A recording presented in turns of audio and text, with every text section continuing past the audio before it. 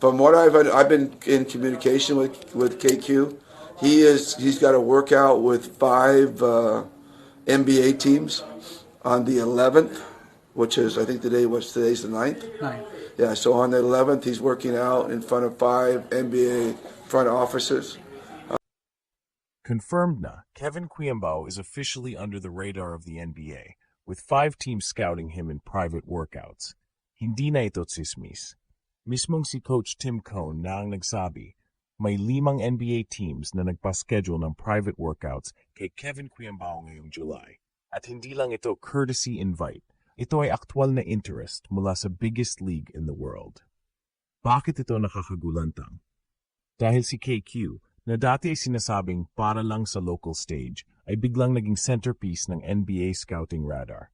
Isang homegrown Pinoy talent na hindi dumaan sa US NCAA, hindi lumaban sa US high school circuit, pero ngayon, pinuntahan mismo ng NBA scouts para evaluate.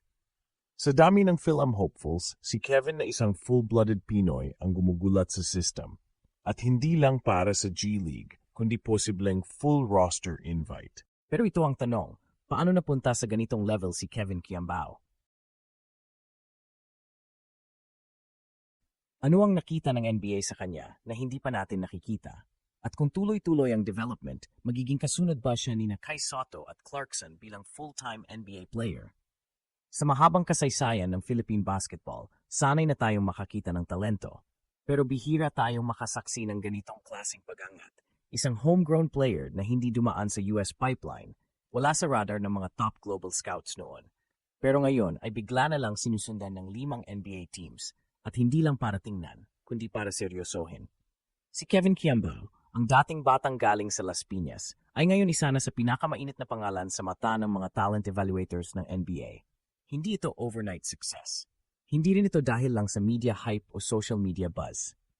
Ang ugat ng biglaang pagkagulat ng mundo sa kanya ay performance, sunod-sunod, consistent at mataas ang basketball IQ.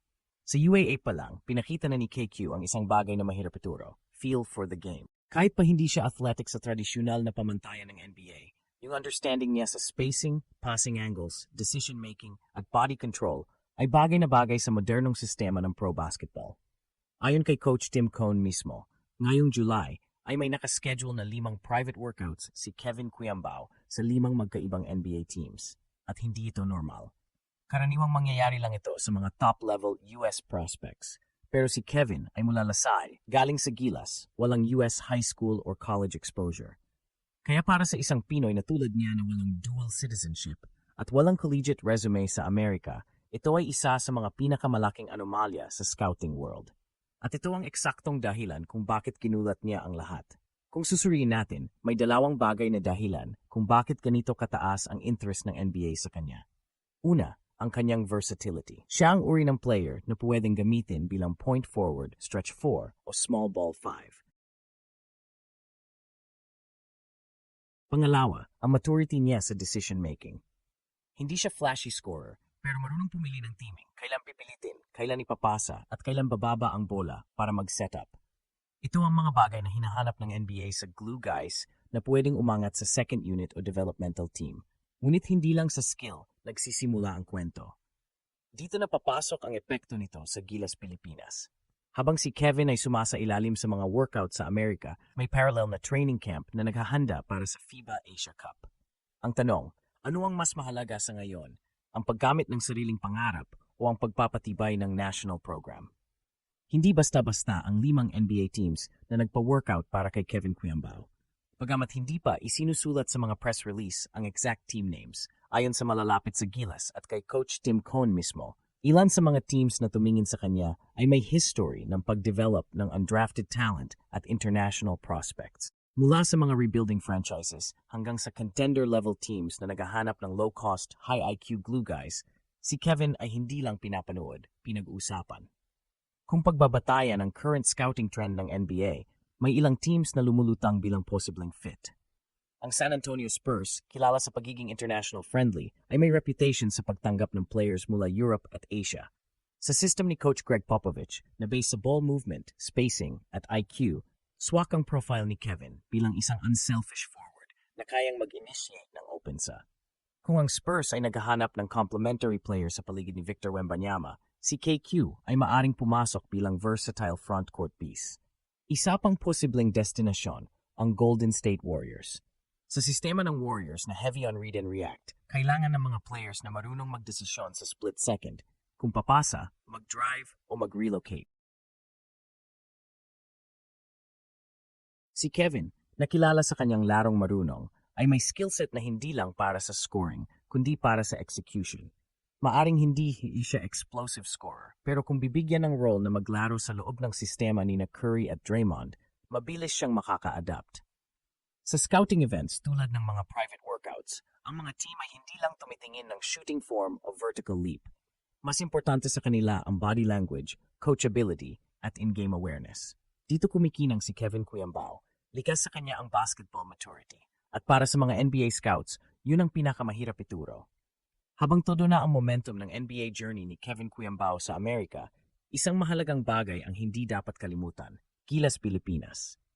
Ayon kay Coach Tim Cone mismo, kung walang formal na alok mula sa NBA sa mga susunod na araw, inaasahang babalik si Kevin sa Pilipinas sa July 16 para sumali sa national team practice. Pero kung sakaling may isa sa 5 NBA teams ang magpahayag ng genuine interest, tulad ng Summer League invite, Exhibit 10 contract o kahit G-League stash plan, maaring magbago ang lahat. Ito ang sitwasyong kinatatayuan ngayon ng Gilas. Ang isa sa pinakapuso at pinaka-versatile na player sa pool ay maaring hindi nila makasama sa FIBA Asia Cup. Si Kevin ang inaasahang main offensive engine ng team, isang stretch forward na kayang magdala ng bola, gumawa ng desisyon sa gitna ng pressure, at bumigay ng instant offense kahit sa depensang mas malalaki kaysa kanya. Sa sistema ni Coach Tim Cone na heavily dependent sa read and react, si Kevin ang perfectong glue guy. Pero kung mawala siya, sino ang kapalit? Wala pang malinaw na sagot. Ang core ng Gilas ngayon ay binubuo ng mix ng veterans at young prospects, pero wala pang ibang player na may parehong skillset ni Kevin sa ngayon. Hindi sapat na may shooter ka o may post player ka, si Kevin ang nagdudugtong ng lahat. Kaya kung tuluyan siyang kunin ng NBA bago siya makabalik sa bansa, malaking butas ang iwan niya, hindi lang sa rotation, kundi sa identity ng team. Para sa Gilas fans, ito ay mixed emotions. Pride dahil isang Pinoy ang ginagalang ng NBA, pero may kirot rin dahil sa gitna ng pagbabalik ng full tournament preparation ng Pilipinas, baka mawalan tayo ng isa sa pinakamagaling sa batch na ito. Hindi ito simpleng injury issue o schedule conflict. Ito ay once-in-a-generation fork in the road para sa isang batang manlalaro. Sa mata ng mundo, isa siyang hidden gem na biglang umangat. Sa mata ng bayan, isa siyang anak ng Gilas na posibleng mawala bago pa man siya tuluyang mamayagpag. At sa likod ng lahat ng ito, naroon pa rin ang mas malalim na tanong. May sistema ba tayo para protektahan ang mga Kevin Kuyambao ng future? Kung bawat potential NBA-level talent ay mapipilitang pumili sa pagitan ng bansa at career, kailan tayo makabuo ng structure na kayang isalba ang dalawa?